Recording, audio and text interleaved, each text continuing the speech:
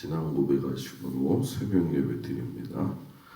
전능하사 천지를 만드신 하나님 아버지를 내가 믿사오며 그 외아들 우리 주 예수 그리스도를 믿사오니 이는 성령으로 잉태하사 동정녀 마리아에게 나시고 본디오 빌라도에게 고난을 받으사 십자가에 못 박혀 죽으시고 장사한 지 사흘 만에 죽은 자 가운데서 다시 살아나시며 하늘에 오르사 전능하신 하나님 우편에 앉아 계시다가 저리로서 산 자와 죽은 자를 심판하러 오시리라. 성령을 믿사오며 거룩한 공예와 성도가 서로 교통하는 것과 죄를 사하여 주시는 것과 몸이 다히 사는 것과 영원히 사는 것을 믿사옵나이다. 아멘. 550장 찬양합니다.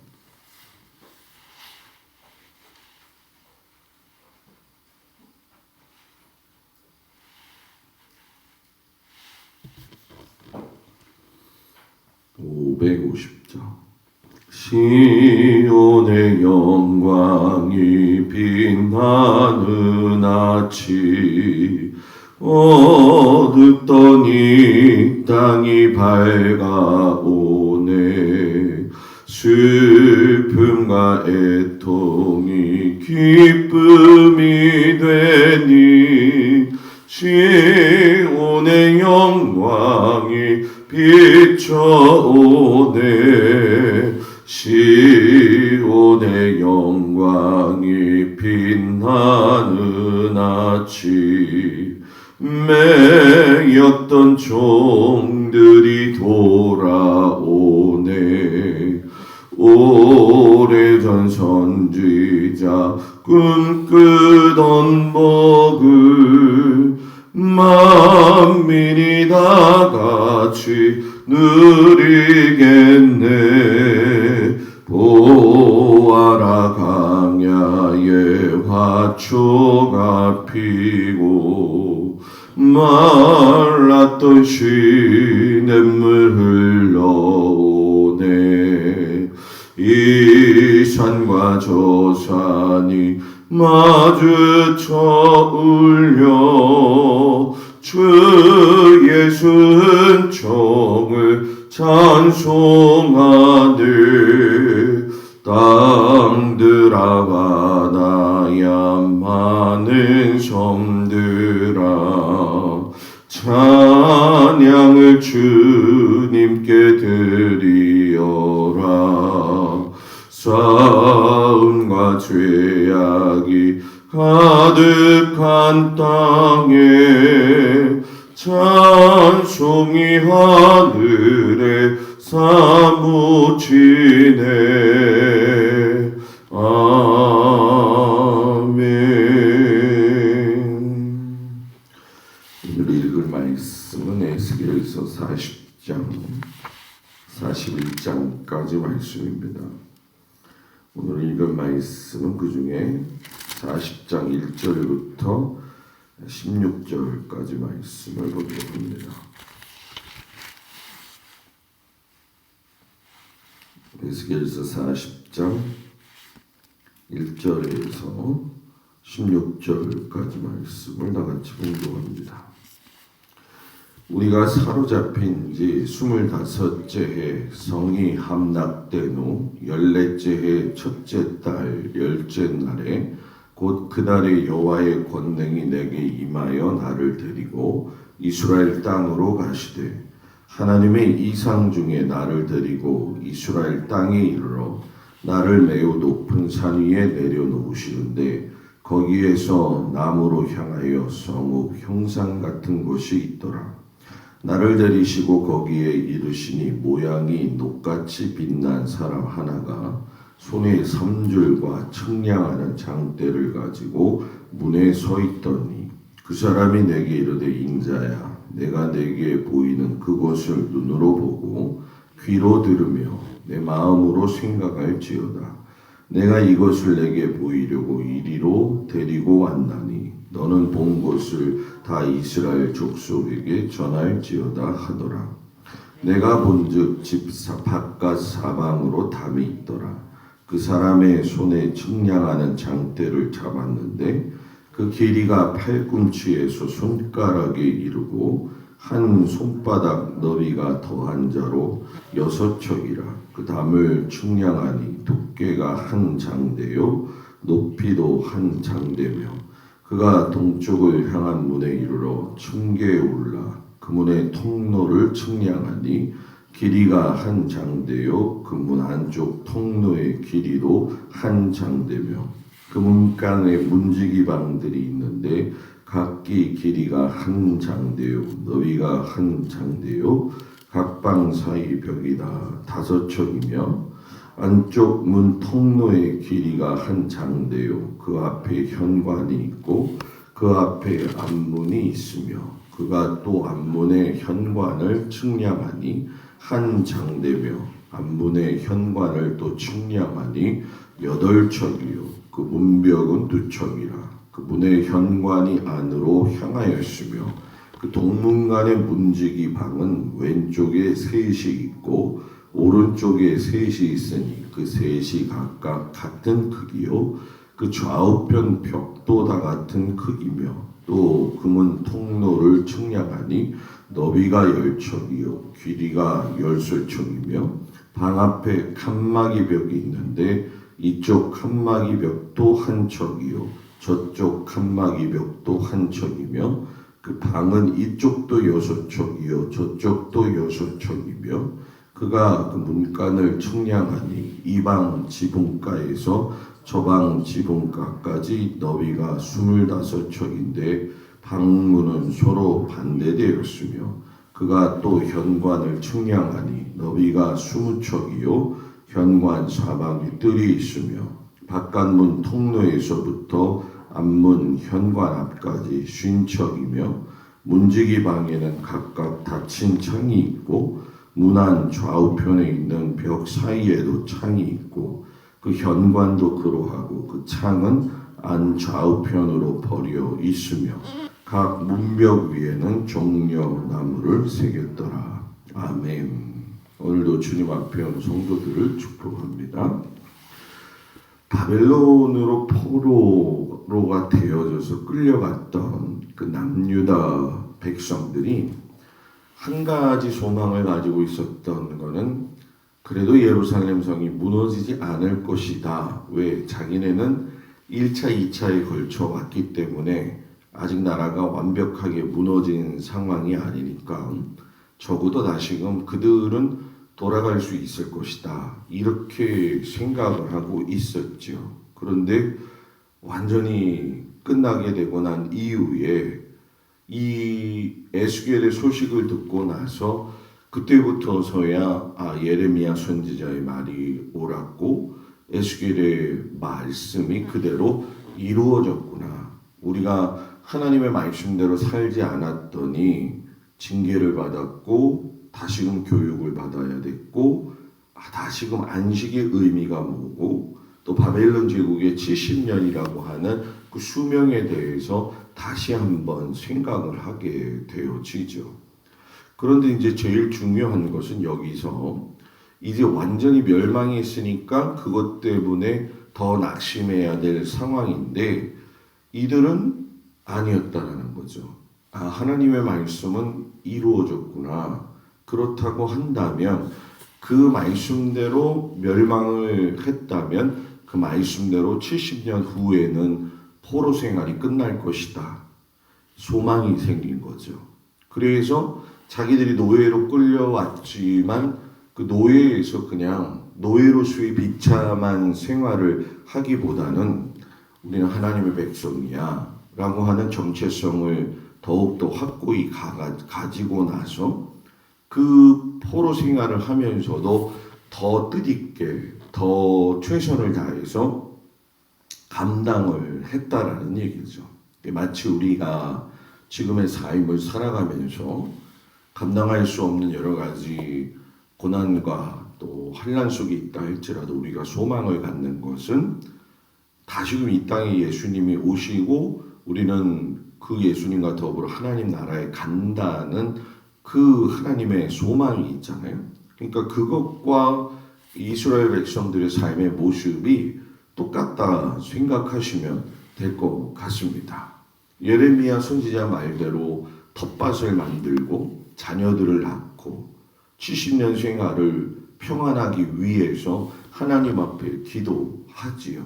그런 상황 속에서 마음 한구석에 남아 있었던 것이 뭐냐 하면은 70년 생활은 어떻게든 버티겠지만은 과연 우리가 70년이 끝나고 난 이후에 예루살렘으로 돌아갔을 적에는 우리가 과연 예루살렘의 성전에서 예배 드릴 수 있겠느냐라고 하는, 참 뭐라고 해야 될까요?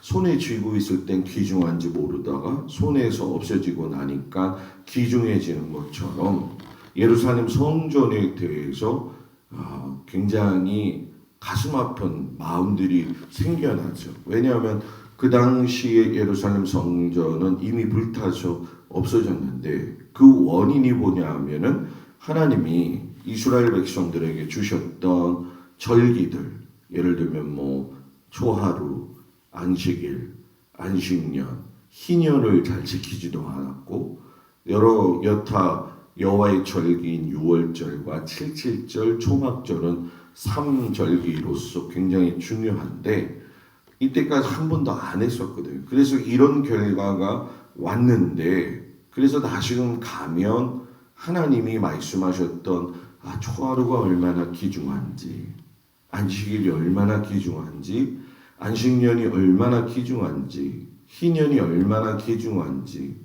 절기가 얼마나 중요한지를 깨닫고 그것들을 다시금 하려고 한다면 그 주체의 일을 감당하는 응집력인 성전이 있어야 되는데 성전이 없는 거죠.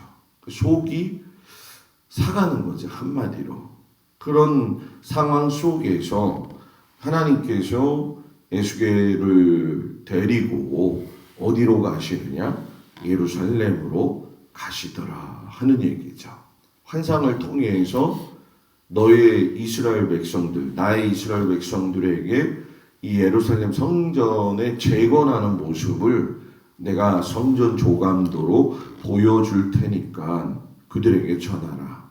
녹같이 빛나며 삼줄과 측량하는 장대를 가진 그 하나님의 사람을 보게 되어지죠. 그러면서 그가 성전의 조감도를 내가 보여줄 테니까 잘 보고 듣고 마음에 새겨서 전해라. 그리고 나서 이 상황들을 갖다가 이스라엘 남유다 백성들한테 보여줌으로 인해서 그들에게 하나님의 위로와 사랑을 주고 다시금 용기를 갖게 하시더라는 거예요. 그래서 오늘 여러분들이 성경의 모든 읽은 내용들을 자세히 바라보게 되면은 성전 바깥들부터 시작해서 동문을 내는 것, 그리고 그 동문으로서 하나님의 영광이 들어온다라고 에스겔에서 이제 오늘은 아니지만 43장 1절 2절에 보게 되면 하나님의 영광이 들어오더라. 바깥들의 모습, 또 바깥들의 북문의 모습, 바깥들의 남문의 모습, 이 세 개의 문을 보여주시고 안뜰에도 남과 동과 북의 문들을 갖다가 보여주셔요. 그러면서 더 깊숙이 들어가셔서 안뜰 북문의 부속 건물들을 보여주시는데 우리가 잘 보는 것처럼 아마 여러분 잘 아시겠지만 성막에서 보았던 번제물을 싣는 방이라든가 제물을 잡는 상과 갈고리 등, 그리고 성전을 지키는 제사장들의 방을 갖다가 일일이 다 보아서 가르쳐 줍니다. 근데 여기서 이제 특징적인 건 제사장들의 방과 제단까지 다 보여줬다라는 얘기는 솔로몬 이후의 사독자손들이 제사장 담당을 했었던 것이 이제 완전히 사라졌잖아요. 근데 그걸 내가 다시금 뭐 하시겠다는 거예요? 회복하시겠다는 거죠. 그리고 에스겔 자체가 우리가 잘 아는 것처럼 제사장 출신이고 또 하나님의 그 제사를 드리는 담당했던 그런 위치에 있었기 때문에 이 에스겔에게 제사장의 방을 더 강조하신 건 뭐냐면 너가 그 일을 하는 사람이라는 거죠. 너는 사명 감당해야 되고 중보자 역할을 해야 되고 하나님께서 원하시는 그 다리 역할을 잘 해야 되는 사람이다. 다시 한번 깨우치게 하시는 거죠. 근데 이제 우리가 에스겔의 성전 조감도가 주는 의미는 이스라엘 백성들이 다시금 예루살렘에 회복되고 난 이후에로서에만 성전을 이야기하는 건 아니라는 거예요. 이 여기서는 무엇이냐? 메시아 곧 예수 그리스도가 성전으로서의 의미를 가지고 있다는 걸 폭넓게 보여주고 계시는 거죠. 그래서 에스겔서 41장 1절에서 4절에 보게 되어지면 성전에 이른 문벽을 측량하는 이야기가 나오는데 이때 뭐 우리가 보는 것처럼 안으로 들어가서 내전문 통로의 벽을 측량하는데 뭐 두 척이요 하면서 나오잖아요. 여기서 중요한 건 길이도 중요하고 치수도 중요하지만 내전문 통로의 벽이라고 하는 것들을 언급할 적에 그 위에 보면 성소를 측량하니 이 얘기를 하셔요. 그러니까 쉽게 설명하면은 성소와 지성소를 보여주시는 얘기죠.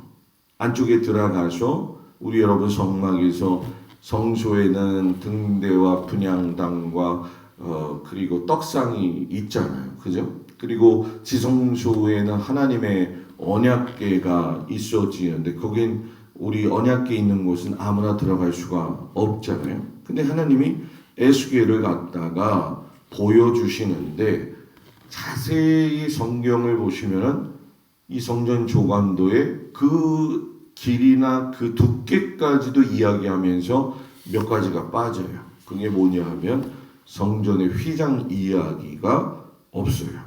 이 얘기는 메시아 되신 예수님께서 이 땅에 오셔서 십자가 사건을 통해서 휘장이 찢어질 것을 알고 계셨기에 이미 예표하고 계셨다는 것이고 휘장과 더불어서 진설병의 내용도 없어요. 그리고 그 진설병과 더불어 등잔대, 언약궤에 대한 내용이 없는 것은 진설병이 생명의 떡이시고 또 등잔대로서 예수님이 생명의 빛이시고 예수님이 언약궤 곧 예수님 자신으로서 하나님의 아들로 이 땅에 오실 것을 갖다가 이미 다 예표하시고 말씀하고 계시는 거죠. 그러니까 이 하나님의 계획을 우리가 보면서 느끼지만 단순히 남유다 백성들이 돌아가서 세워야 할 성전의 모습만 보여주신 것이 아니라 하나님은 예수 그리스도 그 성전 되어 주신 우리 주님이 어떤 모습으로 이 땅에 오실 것까지도 이야기하시면서 우리들에게는 소망을 더 크게 불어넣어 주시고 남유다 백성들에게는 다시금 하나님과의 관계 회복을 하고자 하는 그 마음에 그 어려움이 있었던 것들을 회복시켜주는 놀라운 은혜가 있었다는 거죠. 그러니까 이 성전 조감도는 단순히 성전은 이런 거야. 어떻게 길이가 되고 어떤 두께야. 그게 아니라 남유다 백성들에게는 소망을 주시고 저희들에게도 희망과 은혜를 주시면서 둘 다 합하여 그 안에는 뭐가 있느냐? 하나님의 사랑의 표현이 있다는 거죠.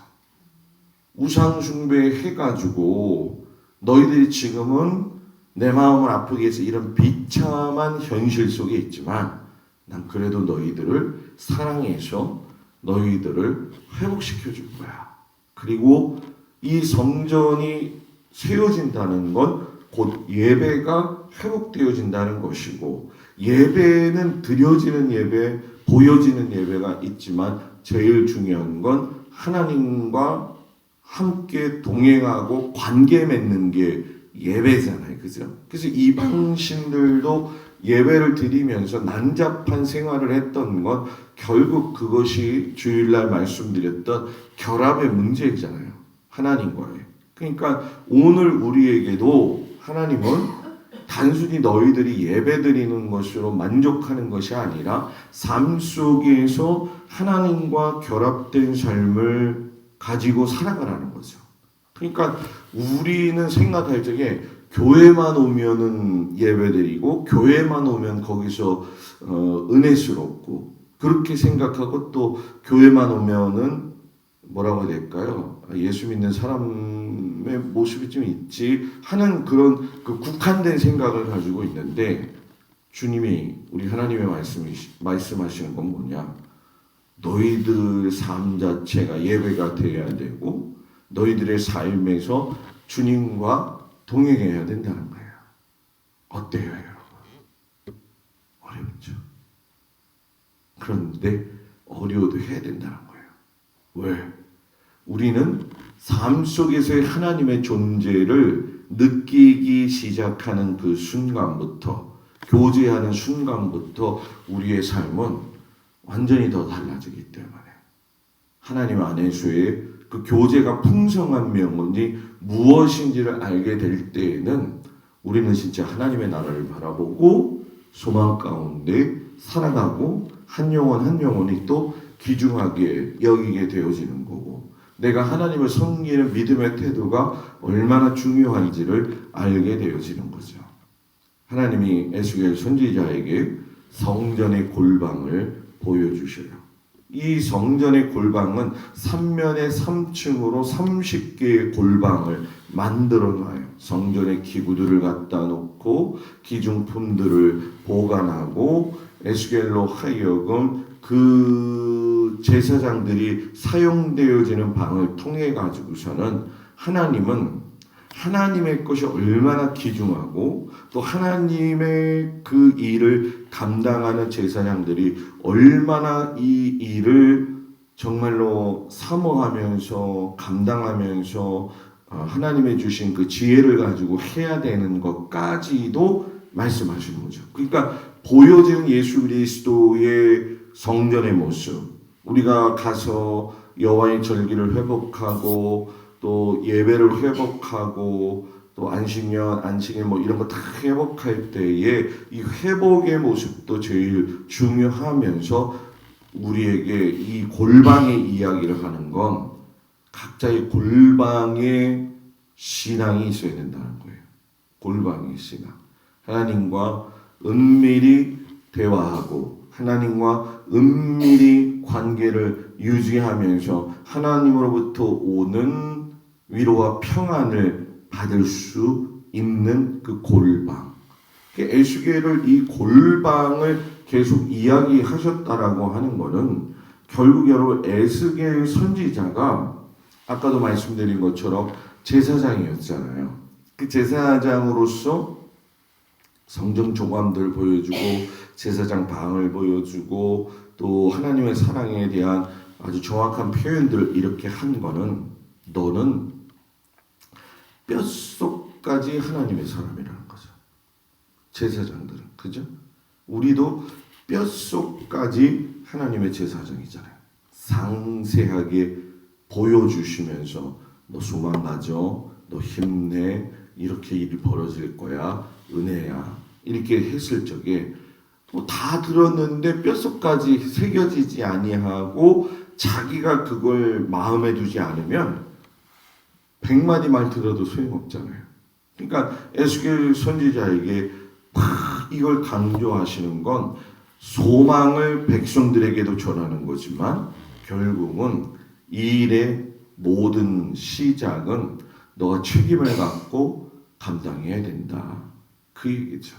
오늘 우리가 믿음의 삶을 살아갈 적에 에스겔처럼 뼛속까지 하나님의 사람이 되어지는 것, 그때에 우리의 상심했던 상황들은 바뀌게 될 것이고 우리를 힘들게 만들었던 모든 것들은 다시금 원상으로 돌아오게 되면서 다시금 하나님이 주시는 은혜 안에 회복되어지는 믿음의 삶을 살 수 있다는 거죠.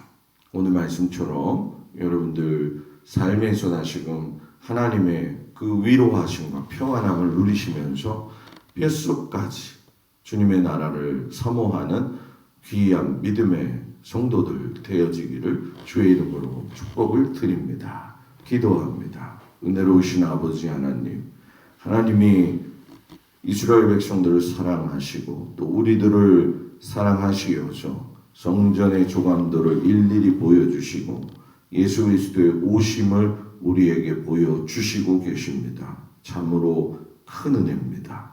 참으로 하나님이 도와주셔서 다시금 회복되어진 이스라엘 백성들의 모습처럼 우리들도 뼛속까지 다시금 하나님의 은혜로 가득 차서 회복되어짐으로 말미암아 세상을 이기고 갈 수 있는 은혜 위에 은혜를 덧입혀 주옵소서. 이제 아버지 하나님 명절도 다 끝나고 우리의 마음을 더욱더 사로잡고 아버지 하나님 앞에 온전히 서서 믿음의 길을 걸어가게 하여 주시옵시고 주님의 그 크신 은혜와 사랑과 놀라운 그 하나님의 품 안에 안겨 믿음의 생활을 잘 감당하게 하여 주옵소서. 성도들의 가정과 일터와 건강과 귀한 자녀들을 주님 붙들어 주시기를 축복하면서 예수님의 이름으로 기도드렸습니다. 아멘.